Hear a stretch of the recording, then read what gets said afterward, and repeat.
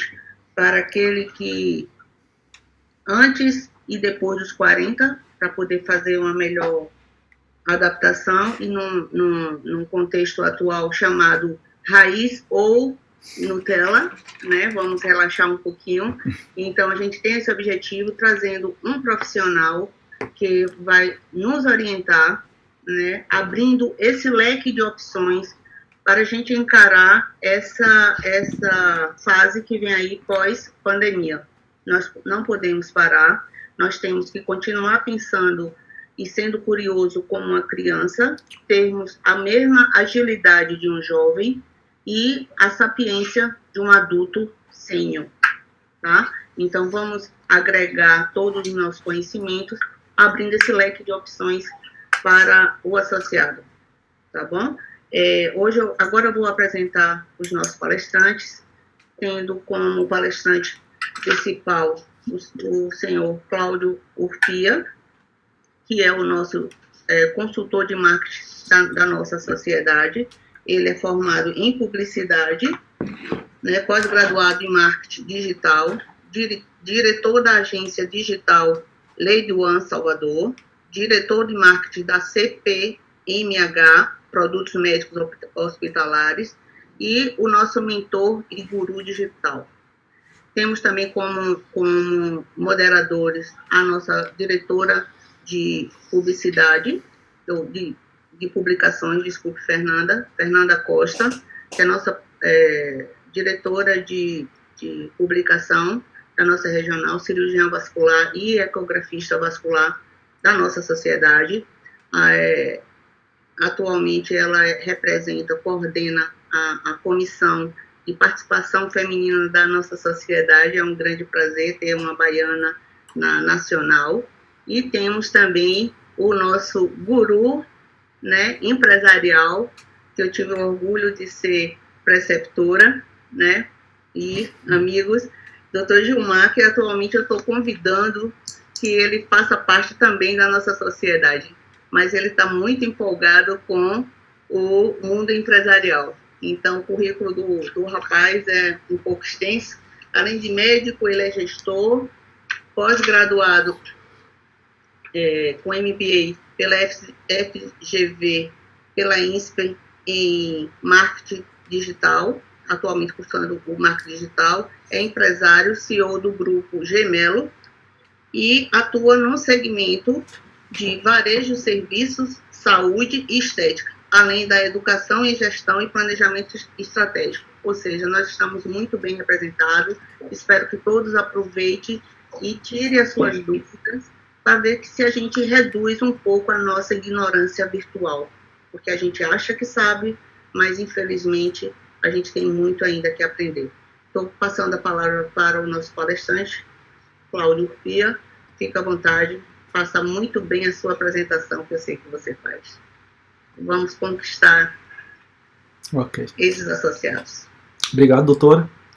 Bom, eu tenho sido chamado, algumas vezes eu tenho sido chamado, tenho tido a honra de falar para a sociedade de cirurgia, angiologia e cirurgia, mas às vezes que eu sou chamado, sempre está acontecendo alguma coisa na especialidade que necessita da publicidade de forma relativamente emergencial.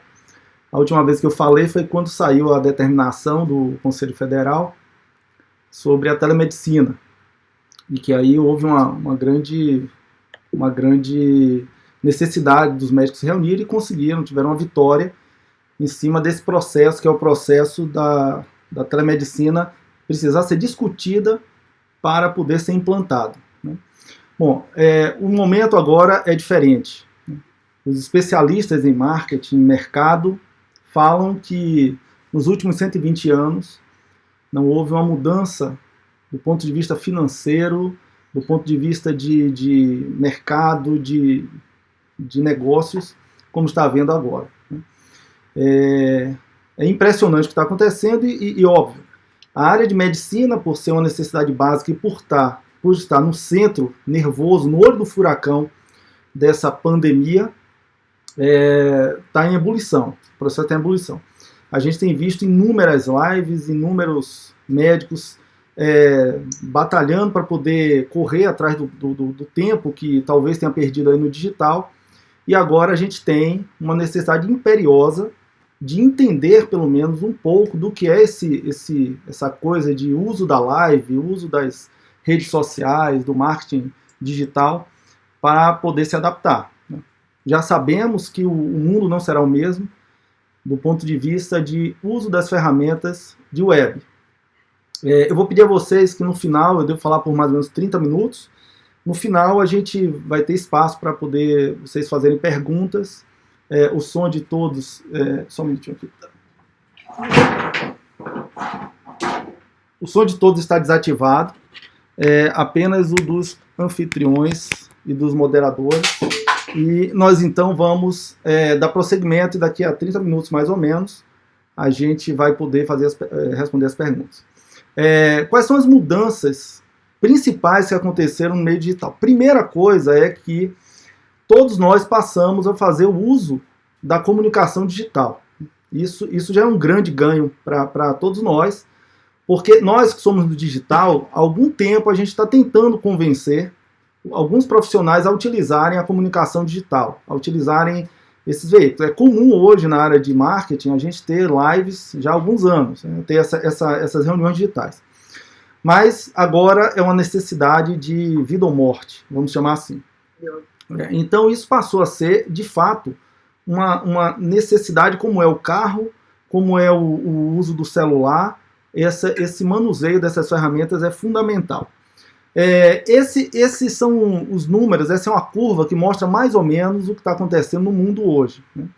O crescimento dos novos consumidores online depois do dia 14/3. Então, houve um acréscimo de novos autosserviços em torno de 32%, e essa curva não para de crescer.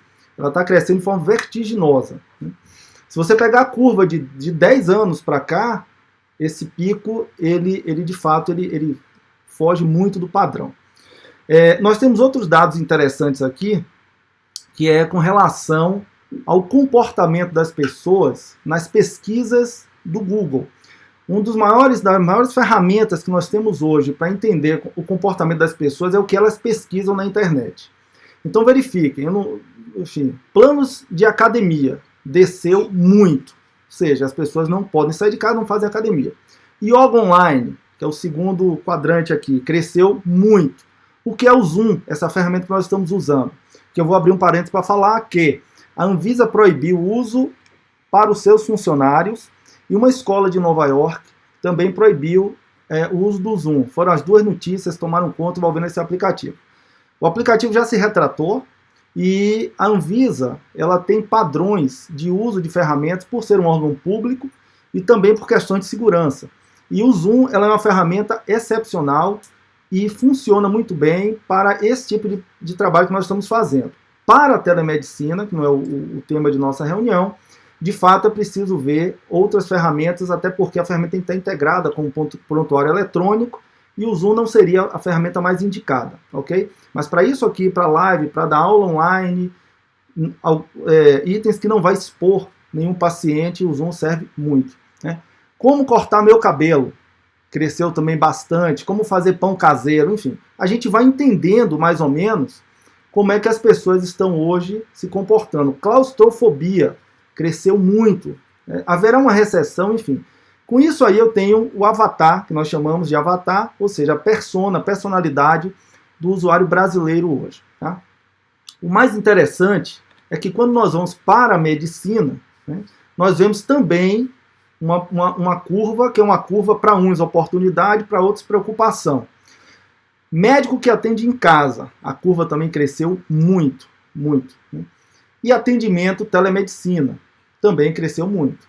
Então, quem rege um mercado são basicamente os seus clientes. Eu sei que vocês têm lutado muito para que a telemedicina não seja implantada, como infelizmente teve que ser agora. Isso foi uma questão de, inclusive, provisória. Mas nós estamos vendo que o Covid antecipou a necessidade. Né? E a gente vai ter que se adaptar de forma emergencial. Uma vez que passe o Covid, levaremos toda a experiência das experimentações que foram feitas nesse período. né? E isso vai ser muito bom para a gente. Então, como é que nós vamos fazer para nos adaptar de forma tão rápida?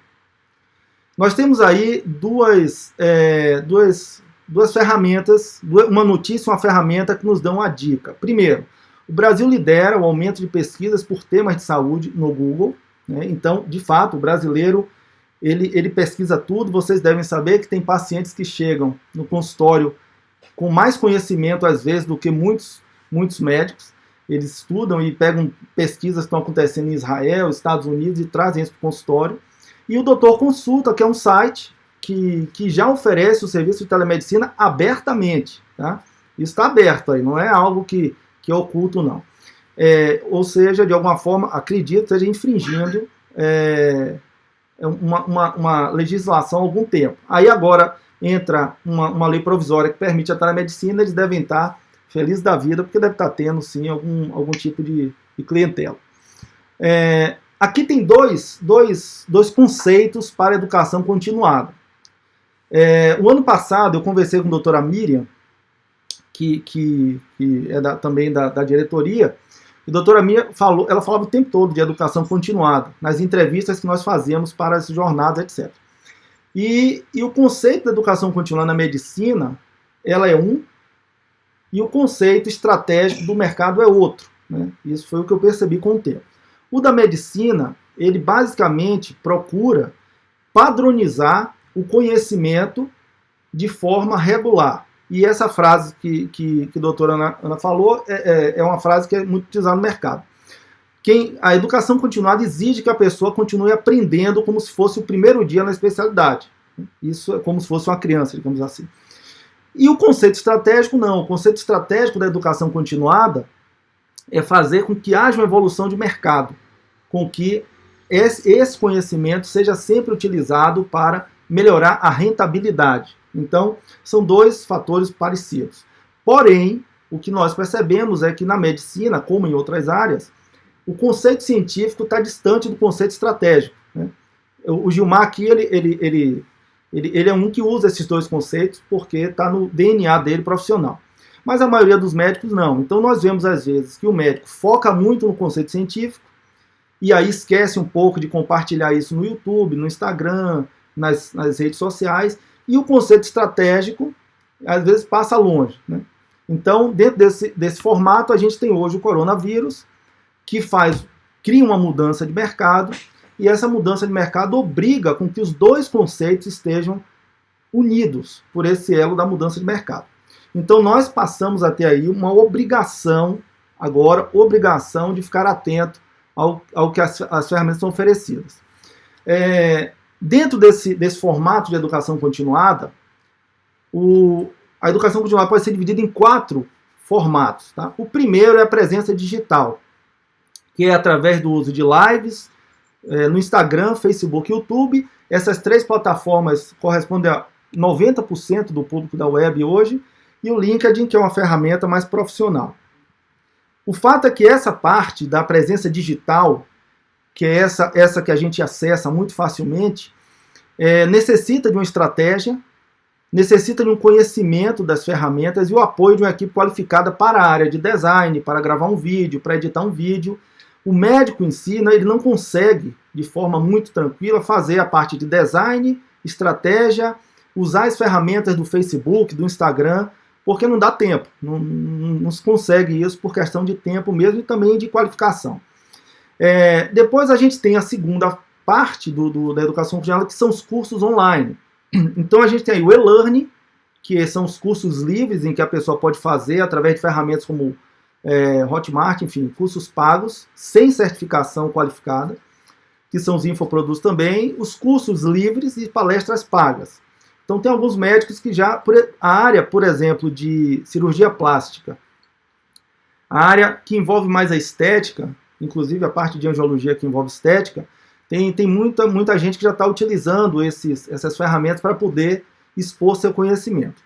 Só que aí exige programa bem estruturado, com produção de material de qualidade, então tem que gravar vídeos bem feitos, e você tem também a necessidade de contratar algum software para poder botar à venda esses cursos. A terceira parte são as aulas online. As aulas online, elas entram na área de EAD, que é o ensino à distância. Qual é a diferença do EAD para o e-learning? O e-learning é livre. Você pode ensinar o que você quiser, como quiser. Quando eu digo o que você quiser, você pode ensinar o que você quiser, mas tem as regras do CFM que proíbem um monte de coisa, tá? Mas vamos falar só em termos de formato. E o EAD não. O EAD ela é uma réplica de um processo acadêmico. Então, dentro de um site de EAD, você vai ter a secretaria, entre aspas, você vai ter a parte de notas, você vai ter a parte de abertura de chamado, o aluno vai ser avaliado, ele pode ser reprovado. Então, é o que algumas faculdades utilizam hoje. Existem plataformas e softwares específicos para a gestão de conteúdo e da relação com o aluno. E, por fim, a parte que são eventos de atualização online. Hoje, nos Estados Unidos isso é muito comum, na Europa mais ou menos, e aqui no Brasil quase nada.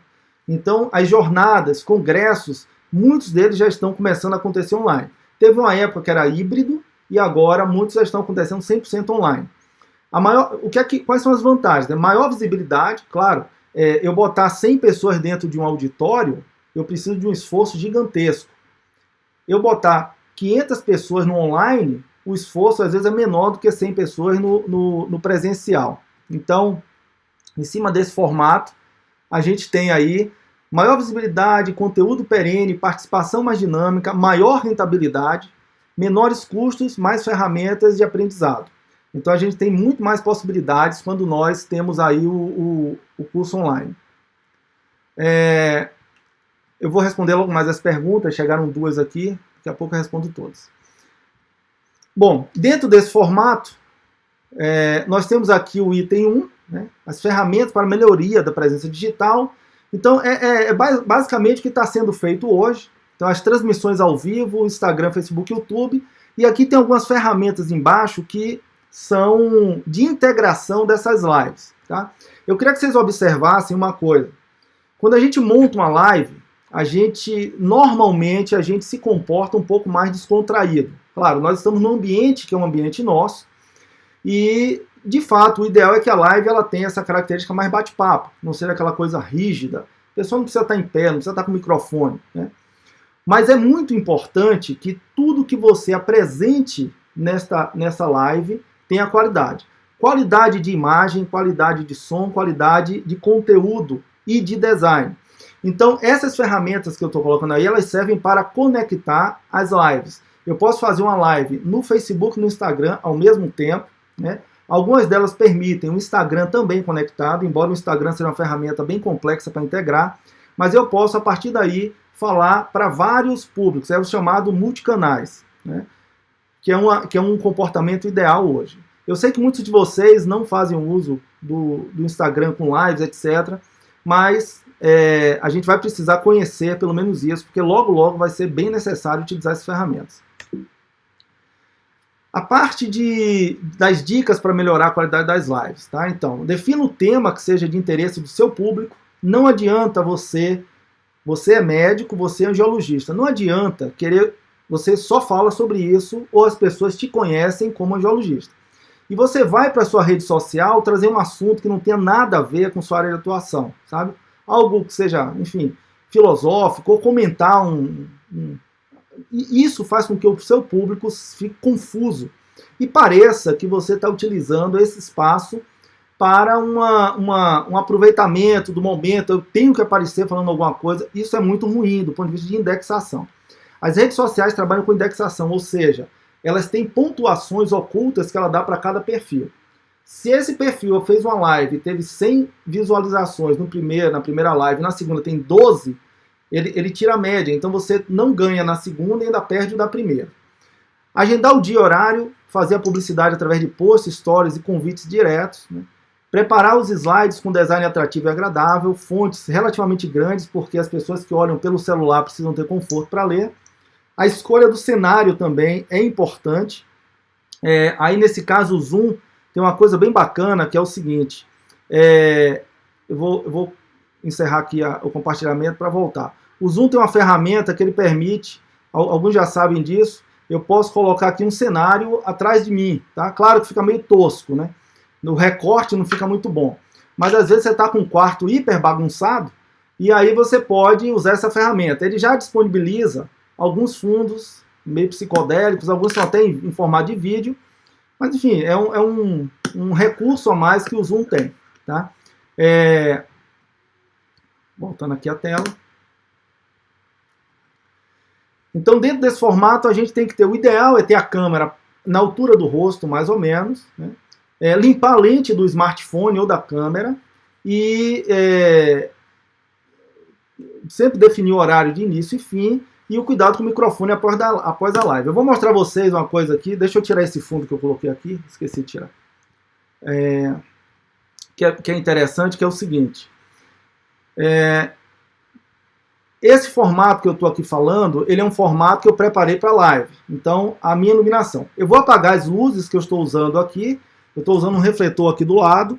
Eu estou usando outro refletor aqui, tá? Esse aqui.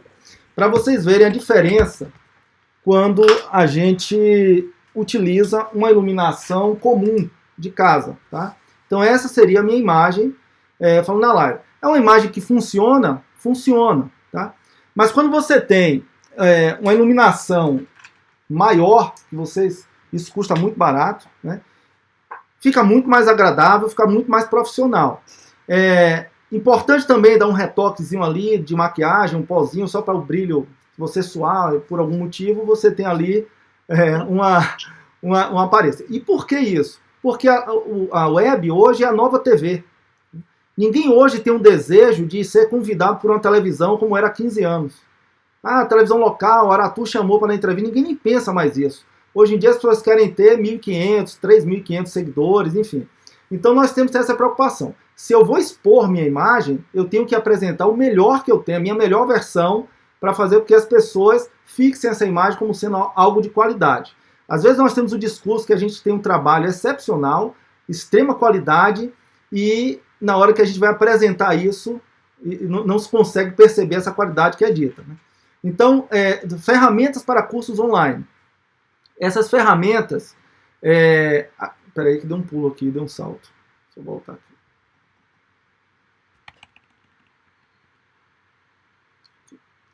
Essas ferramentas, basicamente, existem mais de 50 ferramentas para curso online. São sites, tá? Então, as principais delas são Hotmart, Udemy, Eduz e Clickbank. Eu vi que perguntaram ali sobre o Coursera, também é muito boa. Funciona bem. Qual é a vantagem dessas ferramentas? É que elas já têm milhares de usuários. O Hotmart tem 500 mil usuários, né? O Eduz também já deve ter uns 200 mil. E o Udemy tem mais de 1,5 milhão. Enfim, quando é que eu vou utilizar essas ferramentas? Quando eu for montar um curso online. Então, quando eu for preparar algo que eu tenha que oferecer às pessoas, que as pessoas vão pagar. Essas ferramentas já têm toda a integração com automação de marketing e pagamento online, que é o que interessa para esse tipo de produto. Tá? Dicas para melhorar a qualidade dos cursos online. Então, definir o programa das aulas e, em média, 15 minutos. Por que é que eu estou falando isso aqui? Porque tem muitos professores que são médicos ou médicos professores. E, às vezes, os caras não sabem realmente como é que prepara e estrutura uma aula. Ele dá aula de 4 horas na faculdade e acha que isso funciona online. E online, em média, a aula deve ser de 15 minutos.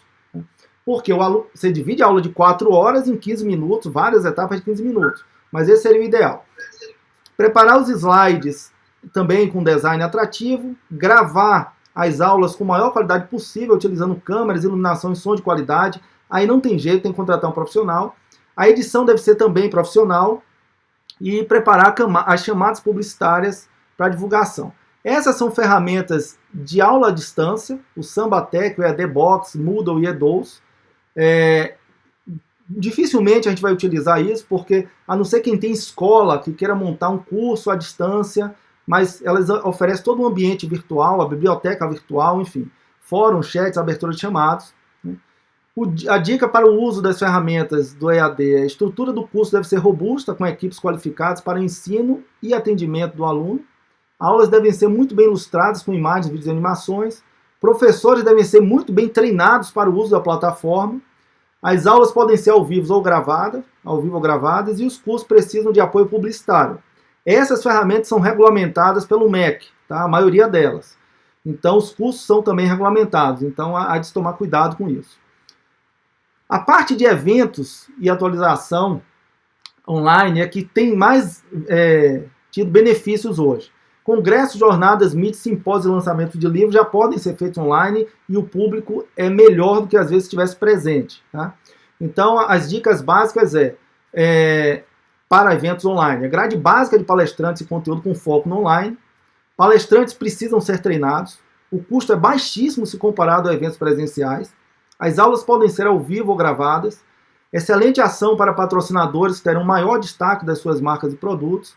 Expande a possibilidade do público, pois não tem barreiras geográficas. Exige planejamento e ações mais agressivas de publicidade. E o cancelamento ou reagendamento não implicam em multas. Eu alugo um hotel para fazer um evento, se eu for cancelar, a depender da data, eu me ferro, perco o dinheiro inteiro. Né? Online, se houver algum problema, a gente consegue mexer nisso. Todas essas ações, elas precisam ter uma estratégia como pano de fundo. Se eu quero somente ficar no online, na live, eu não posso usar o Instagram somente para aparecer e jogar fora conteúdo. Se eu não estou oferecendo à pessoa algo para colher dela nada em troca, eu estou perdendo dinheiro. Então a ideia eu quero mais pacientes no meu consultório. Eu tenho que criar um programa de postagens para fazer com que o paciente venha até mim ou por e-mail, ou pelo WhatsApp, ou pelo inbox de uma das ferramentas. Então eu sempre tenho que ir disposto a estar acessando todos os dias para responder perguntas, para ver quem me contactou, se a pessoa quer algum tipo de ajuda, lembrando das regras da publicidade médica, não posso fazer consulta online, não posso dar diagnóstico, enfim, não posso fazer a telemedicina pelo Instagram, tem regras muito próprias para isso. Nós estamos falando da área de publicidade, estratégia. Então, se eu tenho um curso, que eu vou fazer um curso online, eu tenho que ter uma estratégia para vender esse curso. Né? Eu não posso também vender para qualquer paciente que queira comprar. Tem que ter uma validação do CRM, do especialista, para você poder não ser pego aí por uma fiscalização severa. Bom, aqui são alguns exemplos de alguns profissionais que estão usando muito bem o momento. Né? Uma delas é essa doutora Helga Clementino. Eu não conheço ela, nunca atendi, mas ela é de Feira de Santana. Mas eu queria que vocês observassem como ela tem feito o Instagram dela. Então ela tem um design por trás, né? Ela é de uma área que é uma área de estética. Enfim, ela tem essa parte que oferece cursos. Ela é dermatologista, ela oferece cursos, ela faz live. Aqui, por exemplo, enquanto eu estava dando print de tela, ela está com live. Tem 67 mil seguidores no Instagram. Então esse seria o formato ideal que todos os médicos deveriam estar agora na quarentena, né? Com um conteúdo bem estruturado, com uma aparência bem estruturada. Aqui tem outro exemplo clássico também do uso do EAD. Esse é o ensino à distância, que é o do Albert Einstein, que é pioneiro no Brasil nesse tipo de compartilhamento do conhecimento, né? Nessa parte que envolve o ensino à distância. Eles já estão muito bem estruturados, e possivelmente devem avançar muito agora com esse novo formato de consumo da informação. Aqui tem dois outros exemplos. Um deles é o IRCAD. O IRCAD ele é uma espécie de instituto que dá cursos para médicos, mas agora, vendo esse formato aí do corona, ele já entrou logo com cursos online disponíveis para você se atualizar. E a HLA é uma empresa cujo um dos diretores é daqui de Brasília, e eles têm uma sede em Minas Gerais, e é a única empresa do Brasil que oferece curso em cadáver fresco. Então os cadáveres, é a única que pode fazer isso.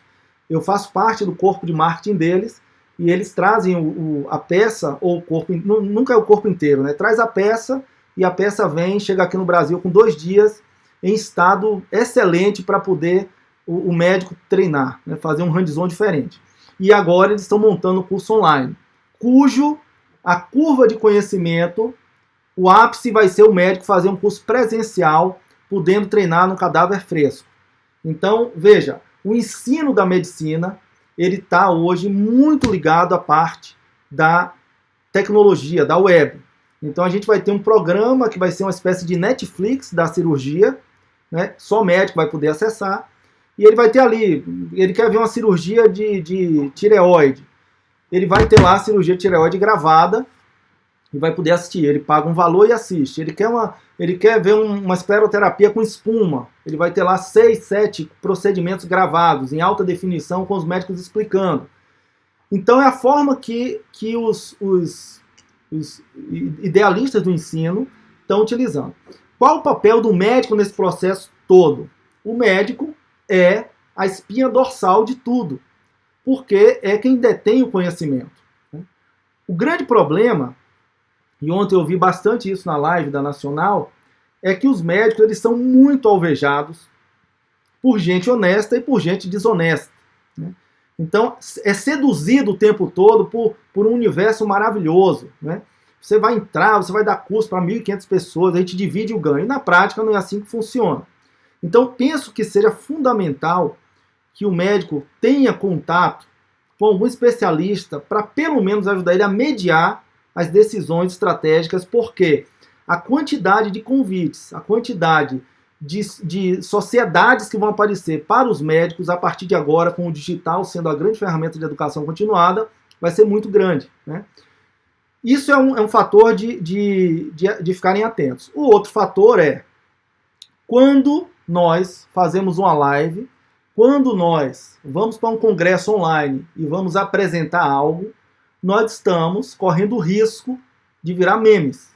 Então, seja meme profissional, aquele em que os colegas vêm e o que você falou não está de acordo com o que eles acreditam, aí pode virar uma piadinha, e pode também virar um meme mesmo, um sanduíche ishi, que teve aí algum tempo atrás com uma falha técnica no fone de ouvido da nutricionista. Então, há de se tomar cuidado. Por isso a gente sugere sempre que hajam os media trainings, né? Que são treinamentos que os médicos precisam fazer para poder ter essa habilidade de falar na frente da câmera, para poder entender como é que se processa, qual o time, microexpressões, quais são as expressões que eu devo fazer na frente da câmera, quais eu não devo fazer, o olhar, o sorriso, a hora de falar alto, a hora de falar baixo. Existem treinamentos para isso. Então, a exposição vai aumentar, a responsabilidade também. Porém, as chances de novos ganhos, a chance de novos negócios bons surgirem é muito maior, já que a gente sai da nossa zona de conforto, de alguma forma, para poder nos expor, para poder apresentar o nosso conhecimento. Essa frase, para mim, é uma frase espetacular. Há controvérsia sobre o autor, mas é muito propensa para esse momento. Não é o mais forte que sobrevive, nem o mais inteligente, mas o que melhor se adapta às mudanças. Né? Muito obrigado, as perguntas estão abertas, eu cumpri a risco o horário e estou à disposição de vocês. Gilmar ou doutora Fernanda, gostaria de falar algo? Espera aí, Gilmar. Foi você que desativou, Gilmar? Agora. Vamos começar pelas damas, pode ter sido, não sei. Ok. Enfim. Doutora Fernanda? Doutora Fernanda, não estamos te ouvindo. Vê se consegue ativar seu som aí. Aqui está ativado. O dela está ativado. Agora.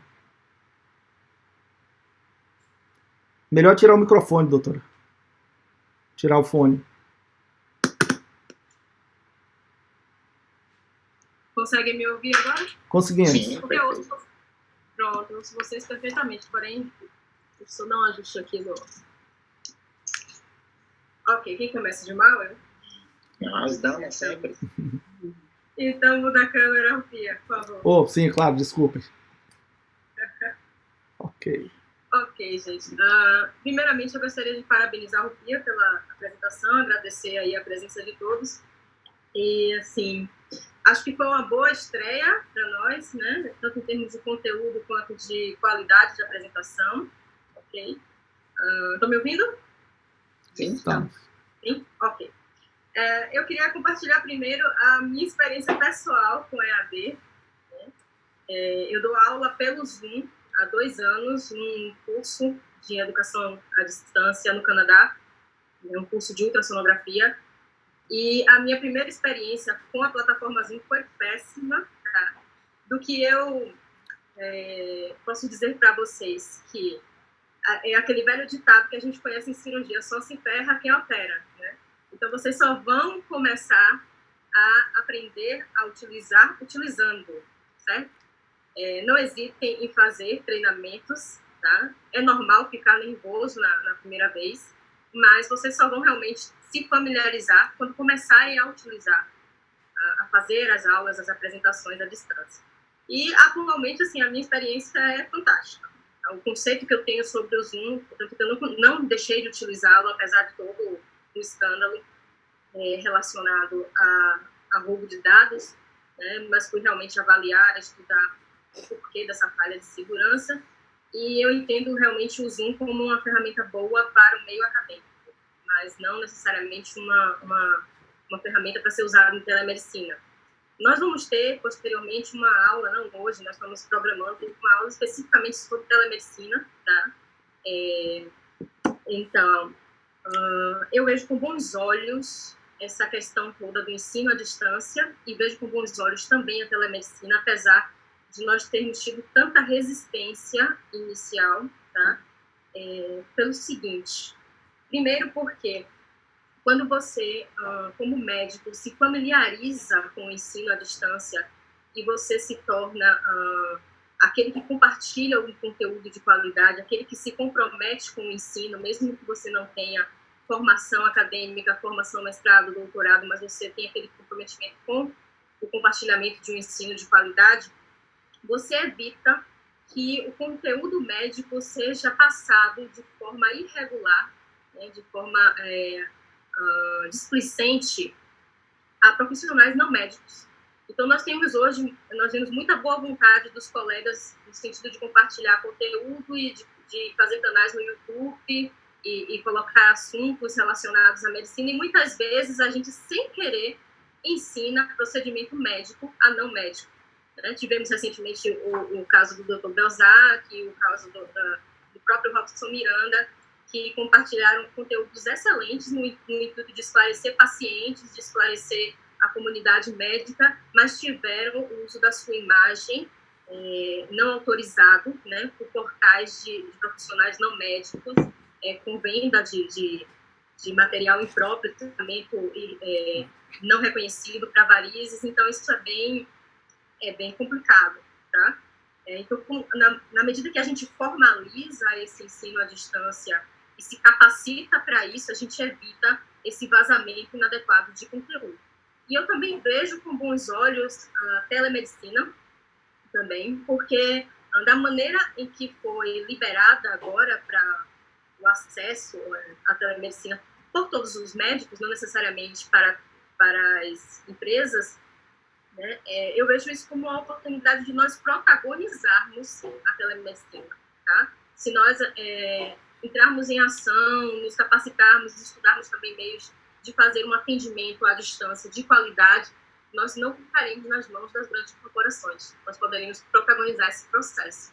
Então, esses são os comentários que eu tinha para fazer em relação à aula de hoje. Passo a palavra aí para a Gilmar. Ok, obrigado, Fernanda. Parabéns ao Pia, sempre que assisto as apresentações dele, sempre de altíssima qualidade, e elogiar muito é chover no molhado, então vou me ater aos parabéns. Obrigado, Aninha, obrigado, nossa presidente, pelo convite. Realmente, marketing é uma coisa que, como o Pia falou, é uma coisa de DNA, eu gosto, é uma coisa que eu vivo, então é uma coisa que eu passo madrugadas olhando. Bom, eu comecei minha primeira experiência com ensino à distância, acho que o tópico interessante, foi em 2014, algumas matérias do MBA que eram online, e foi assim, todo mundo detestou. Em 2014 era uma ferramenta chamada assíncrona, para quem ainda não está habituado com esse termo, daqui a pouco vocês vão começar a ouvir muito isso com a telemedicina. A assíncrona é aquela que você não tem interação imediata, e a síncrona é aquela da teleconsulta, que é interação imediata, mas a nossa era assíncrona, então não surtiu muito efeito. A impressão que eu tenho é que toda essa tecnologia ela vai tomar cada vez mais parte da vida da gente à medida que essa evolução vem trazendo maior interação. Eu acho que a grande chave é a interação.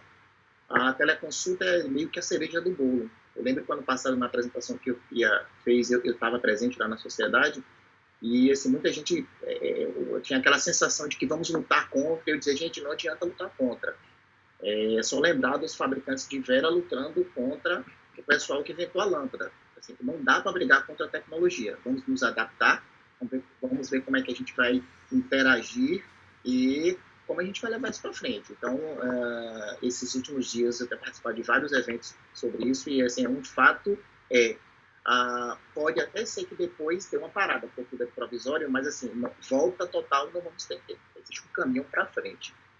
Então, acho que a grande importância do tema reside no fato de que nós, médicos, não temos uma presença digital forte, nós como conjunto. E o que seria essa presença digital, né, que foi colocada muito bem por Pia? Como a gente está inserido nos meios, né, digitais, na internet, no Google, nos principais.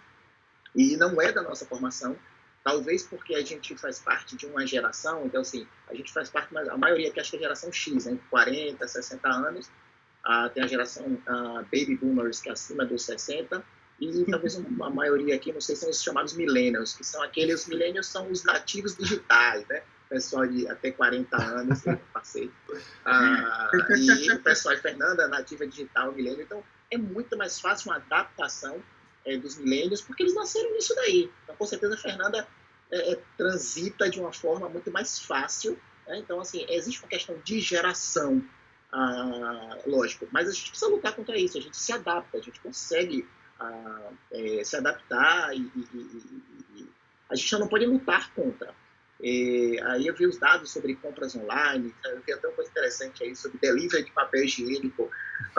Assim, realmente assim, é porque existe um momento meio de loucura, mas fora dessa loucura, alguns desses dados, se forem colocados para 2019, fora da pandemia, já mostrava um crescimento absurdo do comportamento digital. O mundo virtual talvez seja o nosso mundo real hoje. Todo mundo lá. Eu anotei alguns dados rápidos aqui. 80% das pessoas, antes de procurar um médico, fazem uma busca online, sentado no Google. A gente precisa estar online, a gente precisa ter. Agora, de que forma? Bom, aí existem consultorias. Agora, o fato precisamos estar online, precisamos estar nas mídias sociais.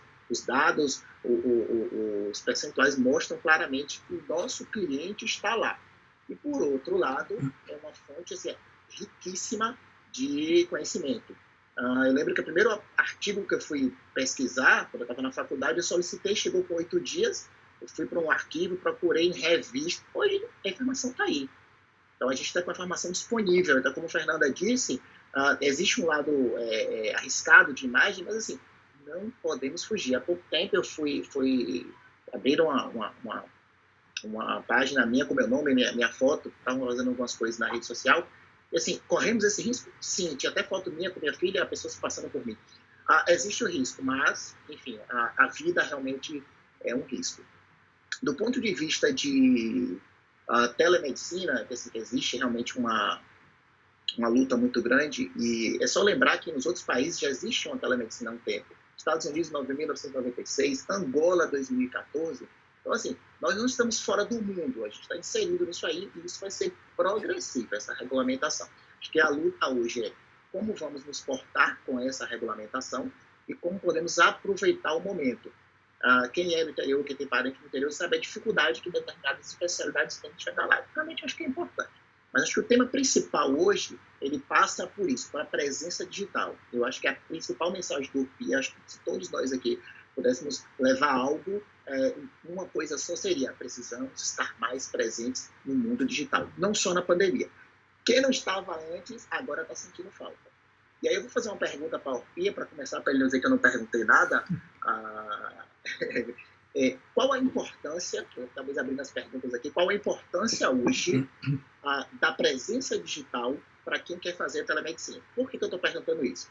Tudo bem, faça telemedicina, aí você põe lá, bonitinho no seu, faz uma propaganda, mas como é que o paciente chega até você se estamos em isolamento? Esse é o primeiro ponto. Segundo ponto, para responder também, como vai ser o comportamento das pessoas e como isso vai impactar na concorrência do nosso público-alvo, visto que hoje eu vou concorrer, do ponto de vista de consulta, com um público-alvo muito mais amplo, então eu vou ter muito mais concorrentes a nível mesmo regionalizado ou fora da minha região. E, mais uma vez, obrigado. Não sei se eu passei do tempo, se eu me atei, porque vou deixar falar, eu falo aqui até 10 da noite, então... Bom, como é uma live, as pessoas que tiverem algum compromisso, elas podem sair com um clique, né? Tem essa vantagem, não tem aquele constrangimento de levantar da reunião e sair.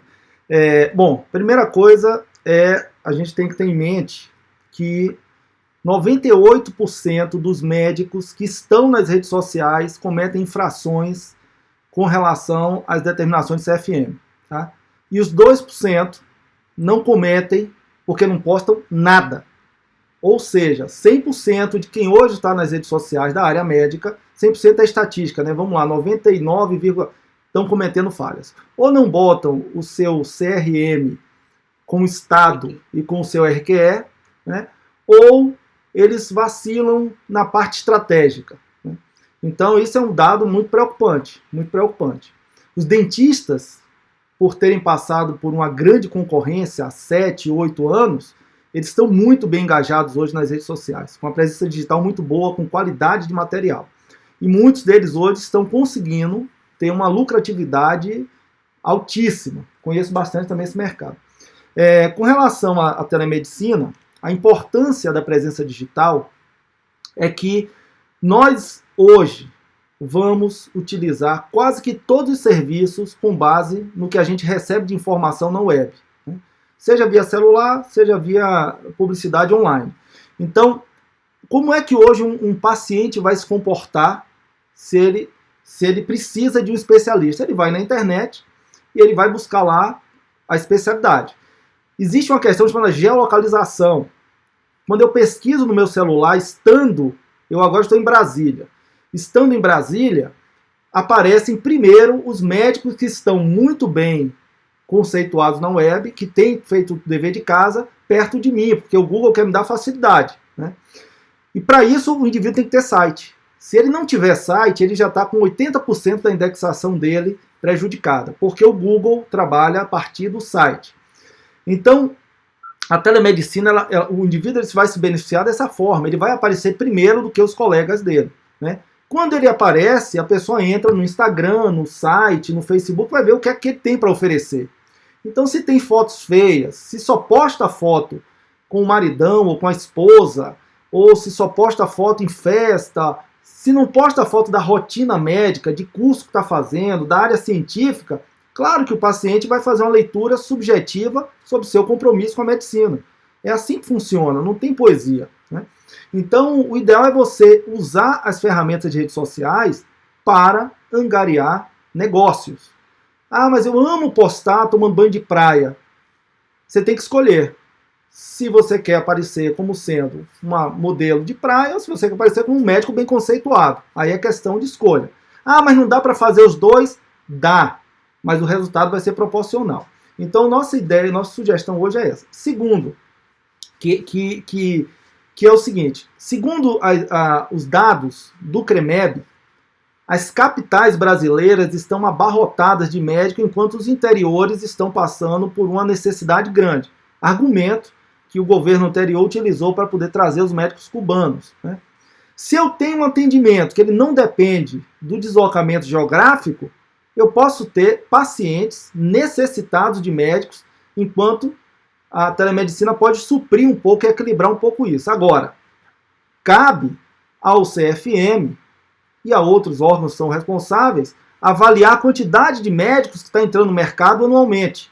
As faculdades, que nem são faculdades, né, jogando médicos no mercado. Então, o ecossistema, para ele se tornar equilibrado, ele tem que trabalhar com as várias frentes de formação do médico. Quantos entram no mercado, qual é o número de pacientes por médico, para poder equilibrar. Senão, realmente, fica um processo desequilibrado e vai começar a acontecer o canibalismo profissional. Né?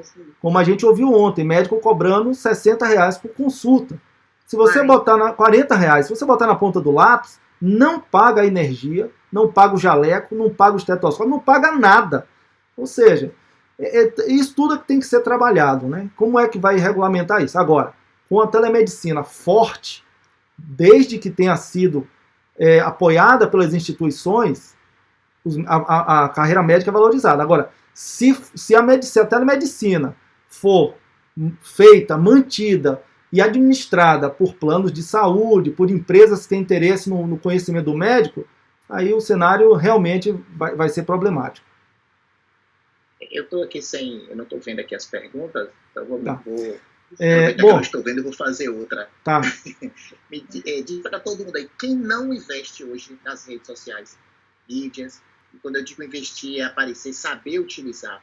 Eu dizia antes que não estar presente, que você tinha que estar presente. E a questão hoje é que você não pode estar ausente. Eu queria saber se você concorda. Porque você usou uma frase aí que eu concordo muito, que é, o paciente hoje ele ouve o nome ou a indicação e ele busca uma coisa que a gente chama de prova social. Então ele vai para a mídia social, vê se você tem uma boa interação, se você trata bem seus clientes.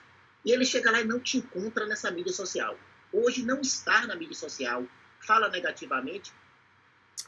Bom, qual o conceito que nós temos do Jerônimo que trabalha aqui perto de casa? Nenhum, porque o Jerônimo não existe para a gente.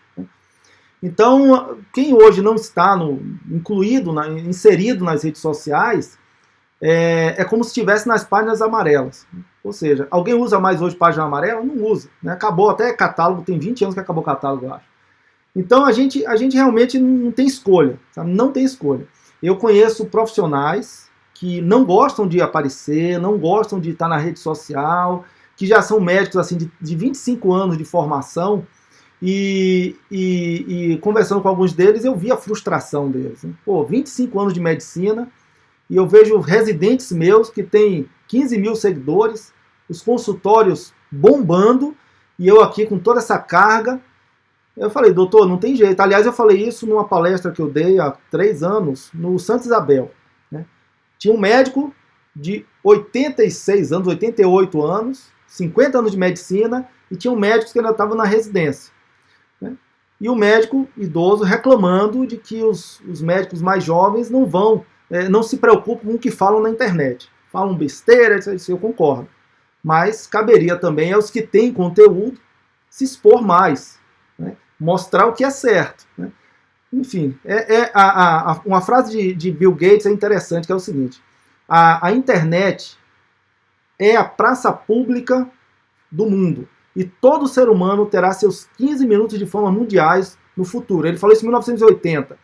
Todos nós hoje temos uma praça pública à nossa mão. Né? Qualquer um de nós que faça alguma atitude esdrúxula, muito esdrúxula, pode virar um meme mundial em 2 minutos. Então, claro, é um caminho a ser trilhado, mas está em nossa mão. Né?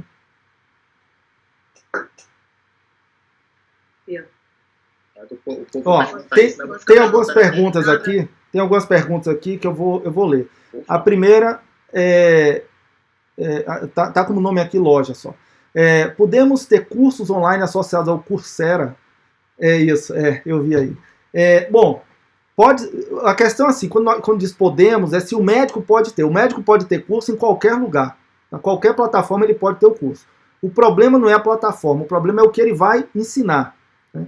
Então, o lance aí é o que ele vai ensinar, se for algo que seja restrito ao ensino do médico regulamentado pelos conselhos, aí ele não vai poder ensinar. Né? Agora, você pode fazer o curso com validação do Conselho Federal e do Conselho Regional. Né? Tendo autorização, você pode fazer, você se compromete a todo aluno que tiver, você vai verificar se ele está habilitado para poder aprender a técnica. Sendo assim, você pode fazer. Tem um exemplo prático aí em Salvador, não é online, mas é o de Dr. Liberato, que ele tem um curso de escleroterapia com espuma, já há alguns anos ele faz. Se ele quiser botar no online, ele pode? Pode. Claro que pode. Agora ele vai ter uma responsabilidade gigantesca de quem está entrando ali para fazer o curso. Né?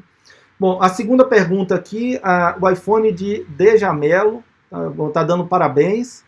Eventos online serão muito bem-vindos por custo-benefício. Quais são as plataformas seguras para a teleconsulta? Eu vou dizer, quem souber essa resposta, tá bem, viu? Porque... Posso fazer um comentário? Por favor. Então, ela tá bem. Tá bem. Então, assim, nas últimas 2 semanas eu estudei muito sobre telemedicina, né? não necessariamente só sobre a legislação, sobre a resolução, mas eu estudei muito essa questão da segurança. Entrei até pela área de informática, que eu não domino nada, né, para entender melhor o que aconteceu com o Zoom, né, porque como eu já tinha muita prática com o Zoom, eu tinha interesse de usar o Zoom para teleconsulta e vi que ele não é viável, tá? Então, assim, eu acabei estudando um pouco sobre essa questão da segurança. Nenhuma plataforma vai ser 100% segura, porque a internet é um território aberto.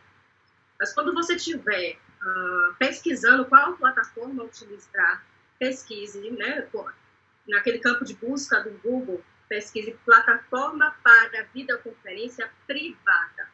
Tá? Por que isso? Porque o que você vai ter no seu campo de pesquisa como resultado são as plataformas corporativas, né? Então, o Zoom teve essa questão do vazamento de dados, mas por conta da criptografia, que não era uma criptografia de ponta a ponta, era uma criptografia padrão, então ele não protegia o tráfego dos usuários nas duas pontas, né? Entre o receptor e o que estava sendo o gestor da reunião. E, assim, mas quando a gente fala em segurança digital, a gente não tem que pensar só no vazamento de dados para hackers. A gente tem que pensar no sigilo em relação à consulta, tá? E uma das coisas que eu notei quando eu estava testando as plataformas, eu testei o Hangouts, eu testei o Skype, eu testei o WhatsApp, tá? E eu percebi o seguinte: quando a gente faz uma videoconferência com qualquer um desses 3 aplicativos, existe a possibilidade do paciente que está do outro lado adicionar pessoas à consulta. E aí? Se entrar uma pessoa na conferência, o que você vai fazer? Tá? Esses 3 aplicativos, WhatsApp, Skype e Hangouts, apesar de serem de plataformas bem conhecidas, com milhões de usuários, eles não têm o recurso de bloquear a entrada de um novo participante. Então, assim, ou você interrompe a consulta no momento, conversa com o paciente, olha, eu não vou poder continuar porque tem uma pessoa estranha na consulta, mas aí já pode ter vazado a informação, né? Ou então, assim, você pode optar por uma outra plataforma. Na minha pesquisa, eu encontrei o Bliss, que é uma plataforma do TeamViewer. É uma plataforma norte-americana utilizada muito em reuniões corporativas. Eu vou estar divulgando na minha rede social nas próximas semanas, porque eu vou utilizar essa plataforma. Tem o aplicativo, a versão gratuita, que você pode usar para videoconferência. E nessa plataforma é o seguinte: você entra na reunião, o seu paciente entra e lá tem um ícone, bloquear a reunião. Acabou, só tem você e ele. Mesmo que ele adicione outra pessoa, essa outra pessoa não pode entrar se você tiver bloqueado a reunião. E aí você garante não só a questão da segurança digital, porque a TeamViewer tem criptografia de ponta a ponta, mas garante também a questão do sigilo. Então, quando você pesquisar a plataforma, pesquise a aplicabilidade prática dela, de quem vai entrar, quem vai sair, e pesquise a questão da segurança, qual é o tipo de criptografia oferecida, tá bom? Mais ou menos isso. Mas a gente pode esmiuçar melhor no próximo webinar. Com certeza. Eu queria só acrescentar 2 coisinhas rápidas. Eu faço parte de um grupo de Health Tech, é um grupo nacional, um grupo de WhatsApp, né? Eu devo ter N grupos de WhatsApp, mas esse é um grupo bem interessante e são pessoas focadas em startups de saúde e tecnologia. E com essa questão da telemedicina, é lógico que isso está fervilhando o grupo. Às vezes eu olho e tem 200 mensagens, existem várias plataformas. Até para o pessoal que não procurou ainda, mas todo mundo eu sei que vai sair daqui e vai dar uma olhadinha, entender que existe a plataforma e existem as ferramentas de videoconferência. Então, assim, a Fernanda citou várias ferramentas de videoconferência. Eu uso, inclusive, esse TeamViewer eu já uso há um tempo, uso mais para fazer acesso remoto e tal.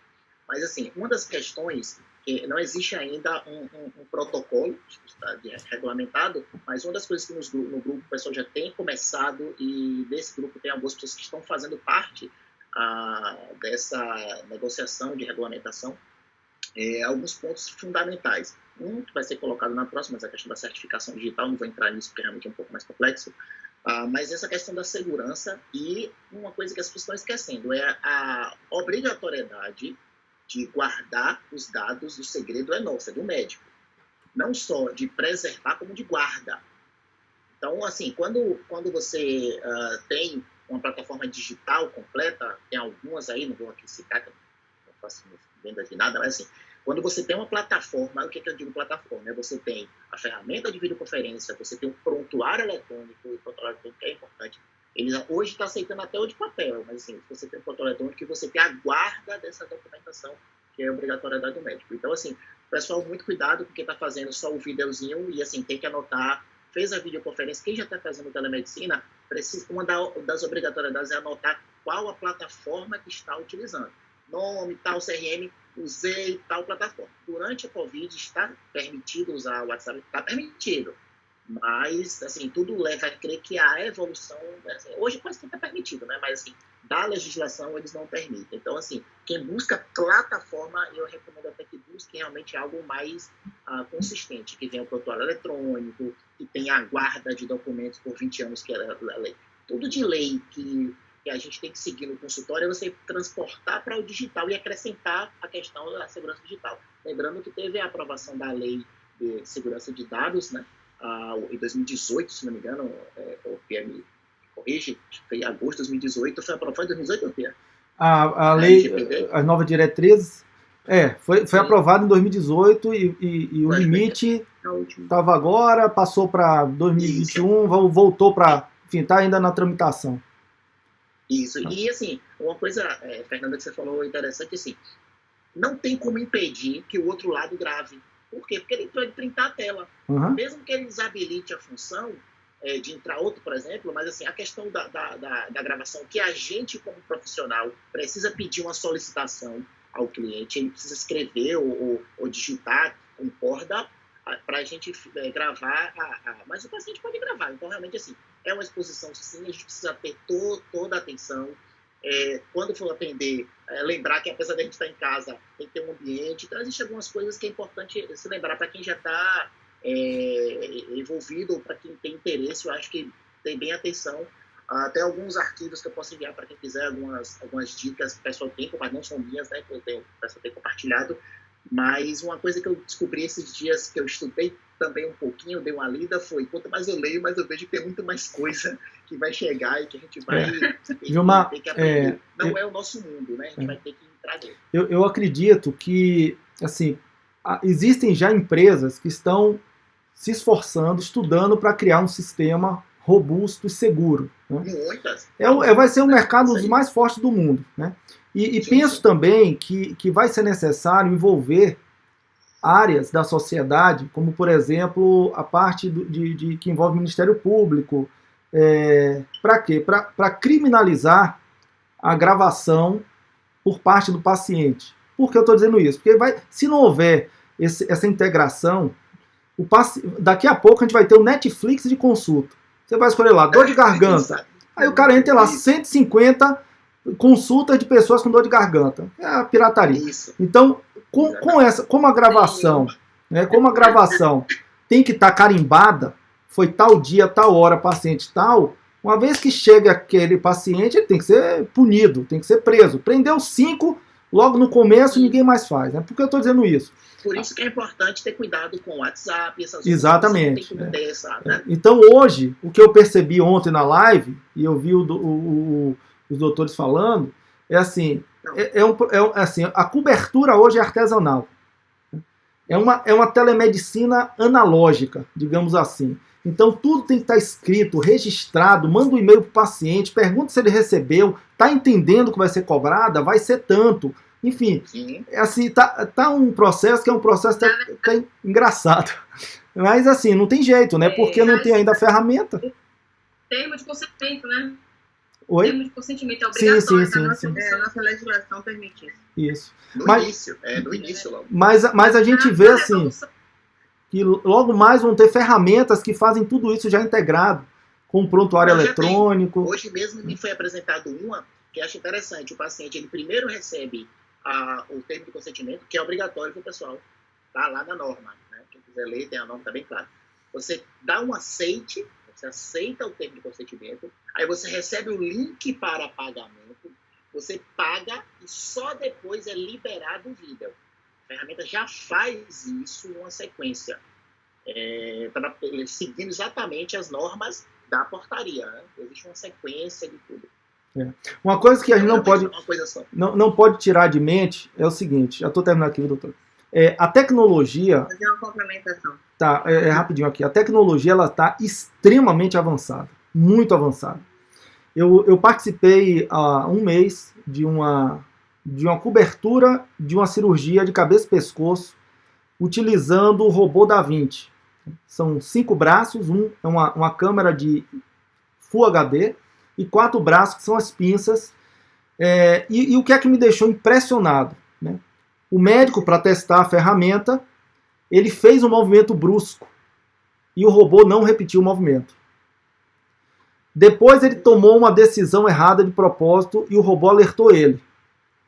Quem é que fala por esse robô? O paciente estava dormindo, né? Não era nem um paciente, né? Era ele estava demonstrando, né? E o que acontece? Quem falou para esse robô que aquilo mataria o paciente, que aquilo estava errado, foram 32 mil médicos que já fizeram o procedimento pelo robô. O algoritmo trabalhou essa informação e trouxe ali com uma precisão imediata e absoluta, né? Agora, a pergunta: há realmente a necessidade daquele paciente, daquele médico estar ali?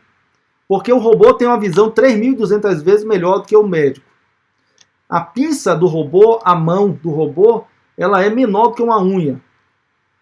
Então, o que a gente percebe é, se não se tomar cuidado com a relação médico e paciente, de fato, as máquinas vão ganhar um espaço grande. Então, o grande segredo, para mim, está na relação médico-paciente, humano com humano.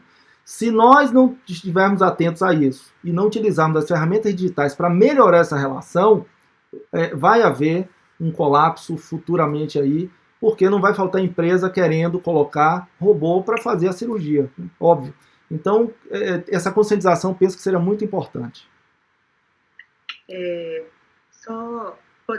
Estamos com o tempo esgotado, Pia? Não, eu tô de quarentena, até junho eu tô livre. Estou fazendo uma complementação que eu deixei vocês bem à vontade.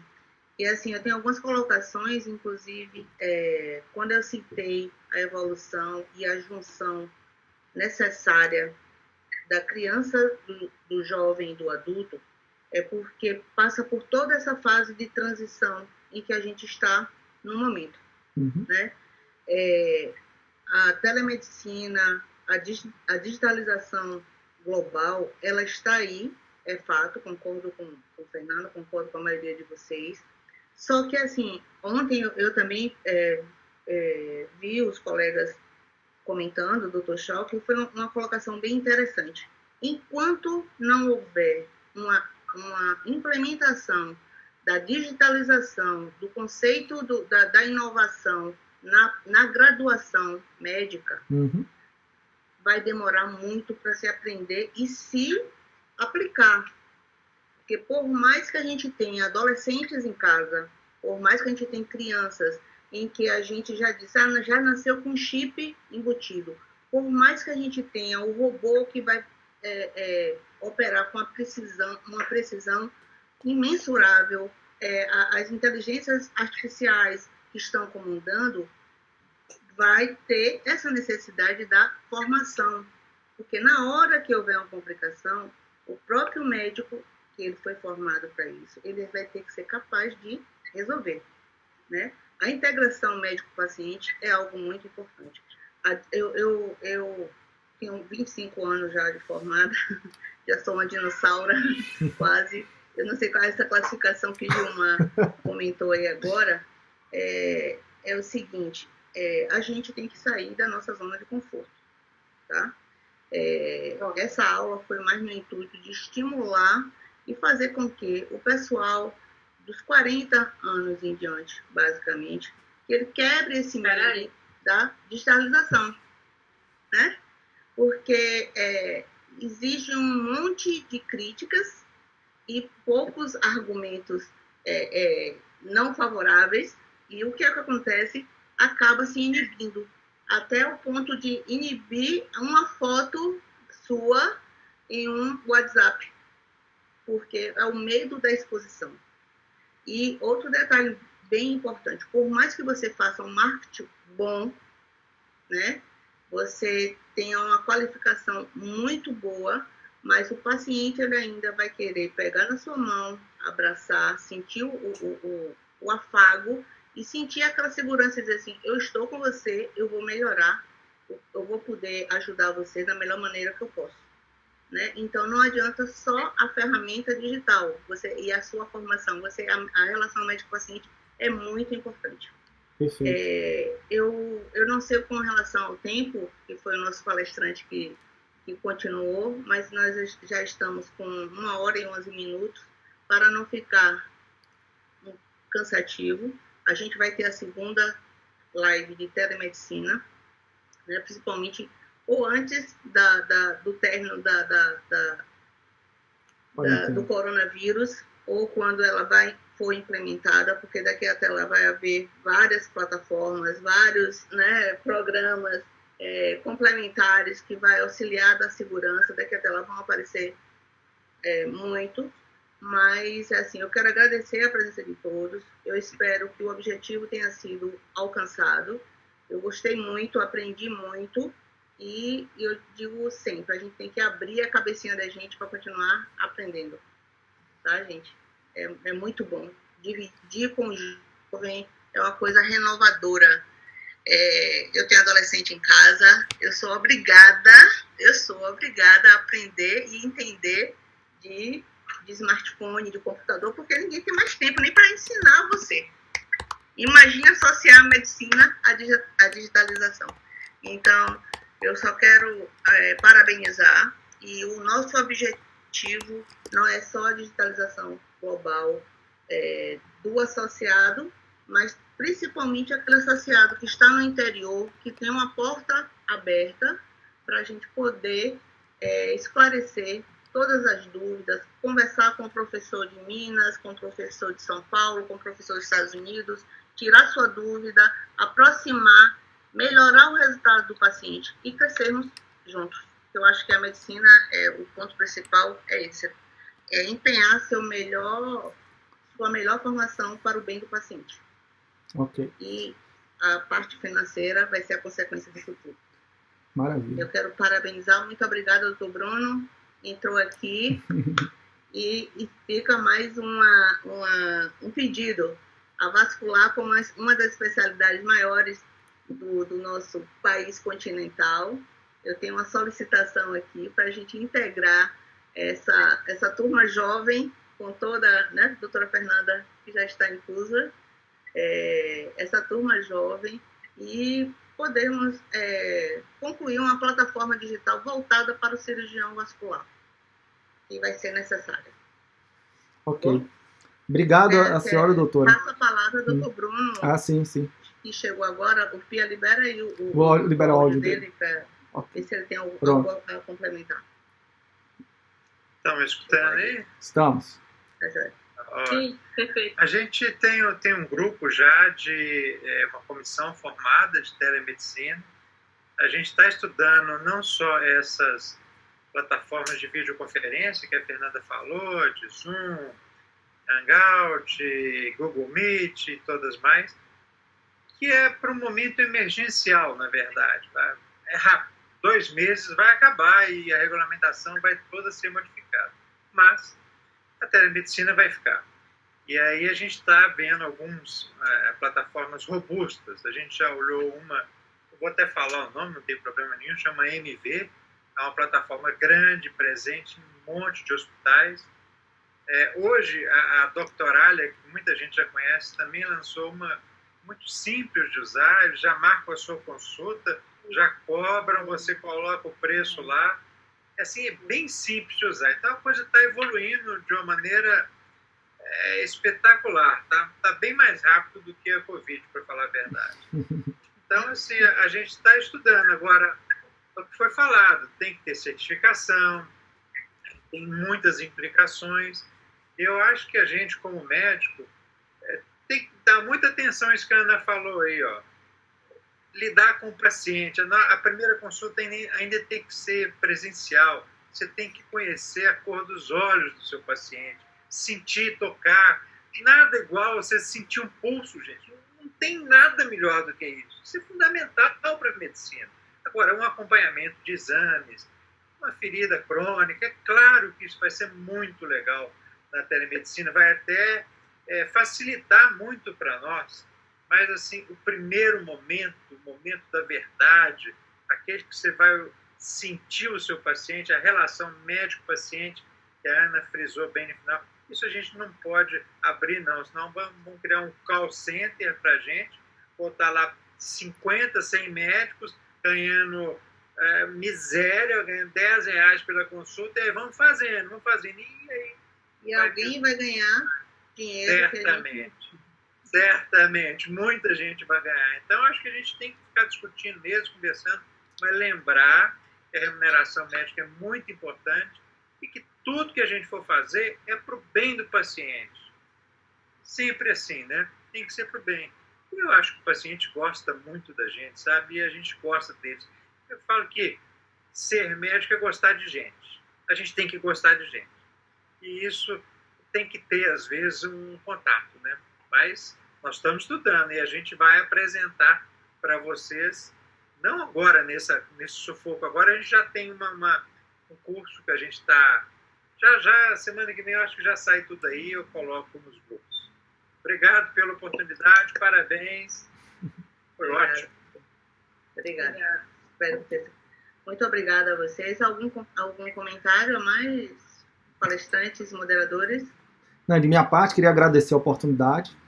Todas as vezes que eu fui chamado, me senti muito feliz por ver especialistas que têm um conhecimento acadêmico negligenciado nessa área do marketing, da gestão e de finanças, correndo atrás de informação qualificada para poder melhorarem como profissionais, né? De nossa parte, eu me sinto muito feliz de participar e todas as vezes que precisar, pode me chamar. Se for online, está garantido. Se for presencial, eu vou pensar. Gilmar. Agradecer mais uma vez. A Ana sabe que chamado dela, tanto presencial quanto online, eu saio correndo aí. Sempre é minha mestra aí, ela sabe disso. Então, sempre presente, sempre será uma honra. Sempre será uma honra poder colaborar no que eu puder, vou estar sempre junto aí. Obrigado aí pelo convite e obrigado pela companhia, né? A companhia de vocês aqui, estou extremamente bem acompanhado. Fernanda? Bom, agradeço o convite, Ana, muito obrigada. E reforço a questão da gente assumir o protagonismo nesse momento, né? Oportunar ao nosso paciente nos encontrar no meio digital e não encontrar aquele que o convênio disponibiliza, tá certo? Então, é por isso que nós precisamos estar presentes, né? Porque o paciente que já nos conhece, que já foi no nosso consultório, ele vai querer nos encontrar quando ele precisar, principalmente num momento como esse, tá? E outra coisa que eu queria falar, pelo menos sugerir para vocês, é que não se rendam aos convênios nesse momento, porque não tem o código teleconsulta no rol dos convênios, tá? Então, essa é a oportunidade de você fazer a sua remuneração de uma forma justa. Tá? Só rapidinho, eu sei que já acabou, mas assim, hoje eu recebi um e-mail de um convênio com o passo a passo para começar a cobrar. Então, vai ser rápido. Não se rendam, gente, porque senão vocês vão receber, como o Pia estava falando, R$60 por consulta, gente. Não se rendam. 40. Tá? Vamos protagonizar 40. Esse momento nosso. Ok? Só isso. Pia, muito obrigada a todos. Obrigado, vou encerrar a reunião. Boa noite a todos. Boa noite para todos. Boa noite, prazer. Até.